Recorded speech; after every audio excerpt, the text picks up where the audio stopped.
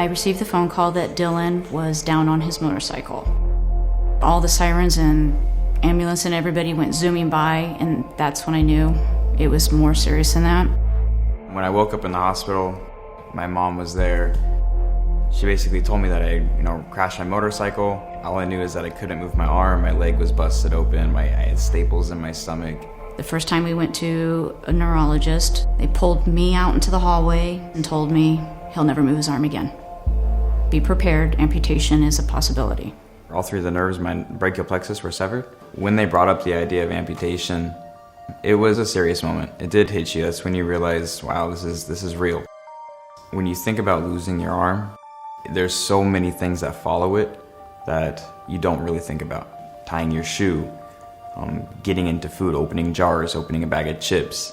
It's stuff you don't think about until it's gone. The outreach of my friends and family first said, you need to research this. Make sure that that's the only option. Just don't jump into that. And at that moment, that's through a friend of mine, we were able to get the connection to Dr. Adelson. If Dylan hadn't been referred, his prognosis really would have been abysmal. The brachial plexus can suffer injuries in a number of different ways. Trauma such as where the neck goes in one direction and the shoulder goes in the other. That can cause a stretch injury to the brachial plexus. So I tend to use the allograft or advanced nerve graft when I am really looking to do nerve grafting in general. With the advent of the advanced nerve graft, I can actually know the size, diameter that I need. So now I've cut down anesthesia time, and now I've got a size I can be happy with and target specifically. I was not always consistently happy with using autograft. Advanced uses cadaveric nerves that have been decellularized. With an advanced nerve graft, those nerves grow down appropriately to now repopulate those pathways into the targets. After the surgery, it was pretty exciting. After a few months, I started, gaining movement back. I could actually move my tricep, could actually have flexion. I could move it. And that's when it hit me. I was like, wow, this is something big.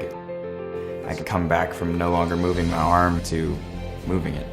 It really makes my day when somebody does well. To see these kids and adults get back to school or get to work. After the surgery, I can go back to engineering, I can go back to working on my car. I can get back into sports now. I could do anything that I pretty much want to. I almost have no restrictions anymore. Patients don't tend to get referred in a timely way is because physicians or other caregivers are not familiar with what is possible when it comes to peripheral nerve injuries. After this whole experience with Dylan and after his nerve surgeries, we discovered that it's very important that hospitals and orthopedic surgeons have this available to patients. It's important to educate the providers and specialists like orthopedists or neurosurgeons. Using an advanced nerve graft does have established good outcomes with surgical intervention. If you identify somebody who has a peripheral nerve injury, they should be sent right away to a peripheral nerve injury specialist, and then they're more likely going to have a better outcome. This surgery will change your life. It definitely changed my life, and it saved me.